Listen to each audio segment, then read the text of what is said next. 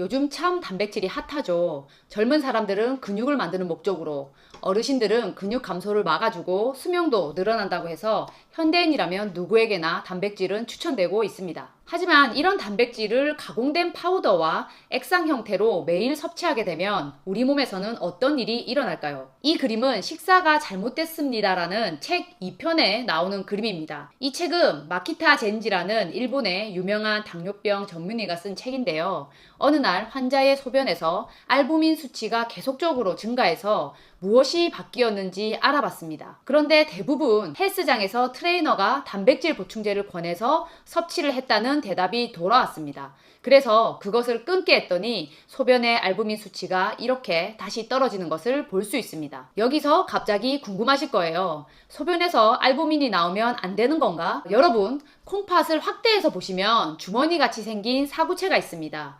이 사구체를 확대해 보면 그림처럼 보만 주머니 가운데 혈관들이 꽈리처럼 꼬아져서 여러 겹 있는 것을 보실 수 있는데요.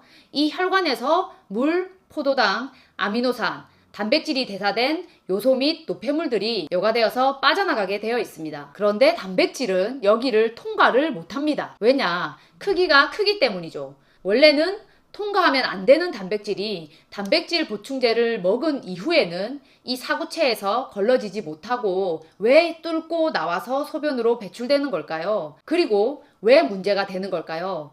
그 이유를 듣기 전에 아직 구독 안 하고 제 채널을 보고 계신다면 구독 및 알람 설정 부탁드립니다. 여러분들의 구독이 저에게는 큰 힘이 됩니다. 자, 그럼 어떻게 단백질이 이 신세뇨관을 통과했냐? 그리고 그게 뭐가 나쁘냐를 알아보겠습니다. 이에 대한 이유를 설명할 수 있는 내용이 2020년 신장 건강과 장수에 대한 고단백 식사의 효과에 대한 리뷰 논문에서 나옵니다. 이 리뷰 논문에서도 여러 연구를 종합해서 결과를 볼 때 고단백의 식사가 신장의 기능에 영향을 미치는 것으로 봤는데요. 이 논문의 그림 1을 보시면 어떻게 해서 이렇게 단백질이 나오게 되는 과여가가 발생하게 되는지 이론적으로 설명을 하고 있습니다. 우리 몸의 근육에는 약 23g의 아미노산이 그리고 혈액에는 2g의 아미노산이 녹아져 있는 상태로 채워져 있습니다. 이렇게 근육과 혈액에 가득 채워진 아미노산의 농도는 항상 일정한 농도를 유지하기 때문에 우리가 먹는 단백질은 아미노산으로 분해해서 필요한 만큼 쓰고 남은 것은 일부 에너지로 사용하기도 하고요. 그러고도 남으면 체내에 쌓일 경우에 이게 또 독성을 가지기 때문에 요소로 바뀌어서 콩팥으로 여과된 다음에 소변으로 배출이 됩니다. 자, 여기서 필요 이상의 단백질을 우리가 계속적으로 섭취하면 어떻게 될까요? 근육과 혈액에 아미노산을 채우고요. 에너지로도 쓰고도 그게 많이 남는다면 독성 때문에 배출시켜야 한다고 했잖아요. 따라서 질소 폐기물이 증가하게 되고요. 이 증가된 질소 폐기물의 배설을 촉진하기 위해서 이 논문에 따르면 사구체에 혈관이 확장된다는 것입니다. 특히 혈액이 사구체로 들어오는 이 왼쪽에 수입성 동맥이 확장되는 건데요. 오른쪽으로 빠져나가는 수출성 동맥의 크기는 그대로라는 게 문제입니다. 들어오는 차선은 8차선인데 나가는 차선은 2차선이라고 생각해 보세요. 그러면 이 보만 주머니 안이 꽉 막히겠죠. 따라서 이 안에 사구체는 높은 압력을 받게 됩니다. 여러분들 필터링 같은 거 해볼 때 너무 높은 압력을 이렇게 쥐어짜거나 밀어 넣으면 원래 빠져나오면 안 되는 그런 크기들이 밀려서 빠져나오는 경우 보셨나요? 바로 그런 원리입니다. 따라서 혈액에 많은 알부민 단백질이 원래는 빠져나올 수 없는 크기이고 빠져나오면 안 되는 건데 단백질을 과도하게 섭취하게 되면은 원래 2차선으로 들어오던 혈액이 8차선으로 늘어나면서 사구체가 높은 압력을 받게 되고 그에 따라서 빠져나오면 안 되는 큰 사이즈의 단백질이 밀려서 빠져나오게 되는 겁니다.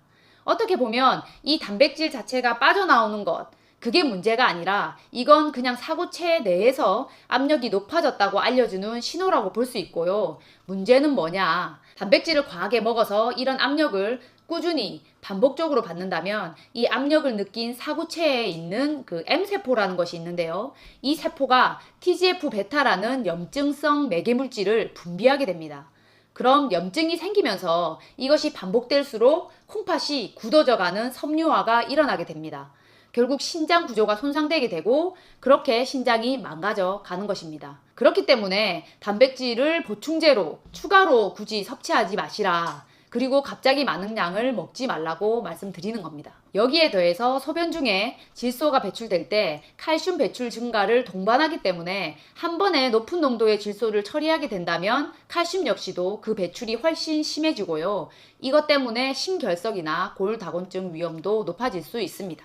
자, 그럼 무조건 단백질 보충제는 먹지 말란 말이냐 물어보실 수 있어요. 먼저 신장 기능이 많이 떨어져 있는 50대 이상의 연세 있으신 분들은 가급적 이런 형태의 단백질을 드시지 말았으면 합니다.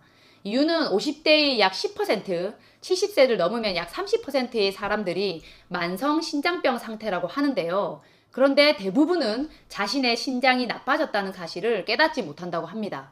왜냐하면 신장은요, 40에서 50% 정도 손상될 때까지 특별히 자각 증상이 없기 때문입니다. 이게 만성신장병 상태의 퍼센트가 이 정도인 것이지 신기능이 떨어져 있는 사람들의 비율은 훨씬 더 높을 겁니다.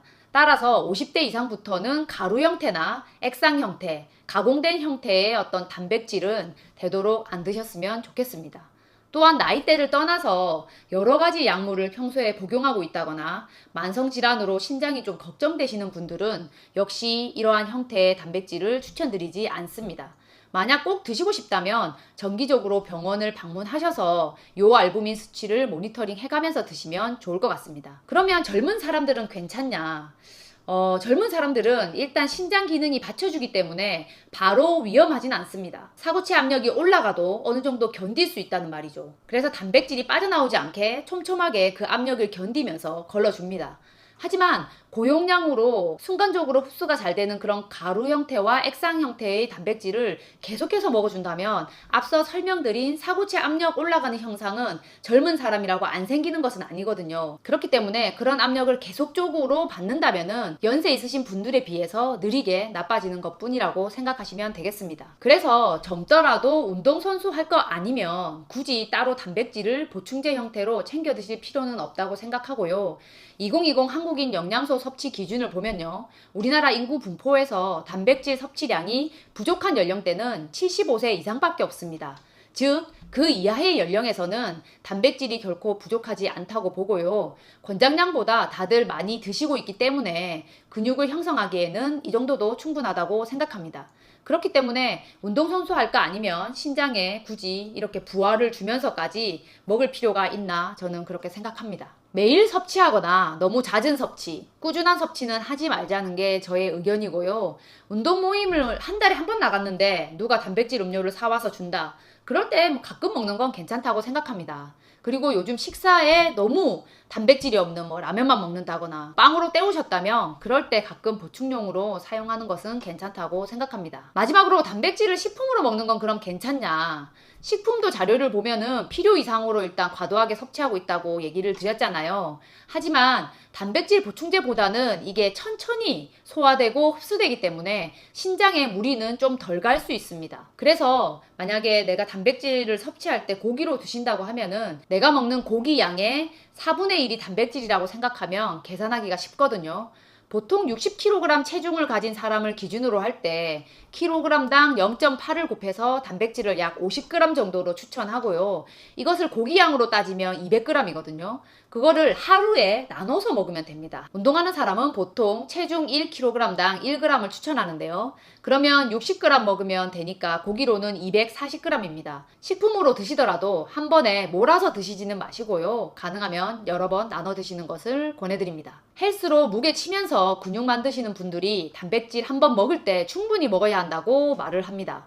단백질 30에서 40g 안에 류신이 3g에서 4g 정도 들어있고요. 이게 근합성을 최대화 자극하는 스위치라고 말들을 하고 있습니다. 이걸 나눠서 20g, 20g 먹으면 근성장 신호를 잘 못 보낸다고 하죠. 그래서 한 번에 30g 이상씩 먹으라고 추천을 받고 또 그렇게 많이들 먹고 있습니다. 그러면은 콩팥이 엄청 힘들어 하겠죠. 그래서 식품으로 말고 보충제를 먹으면서 헬스하는 사람들의 간과 신장이 안 좋을 가능성이 높습니다. 자, 오늘은 단백질에 너무 빠져 계신 분들을 위해서 알고 드셨으면 하는 내용을 다뤄봤는데요. 도움이 되셨을까요? 다음에 또 영양제 관련해서 도움되는 영상으로 찾아뵙겠습니다. 감사합니다.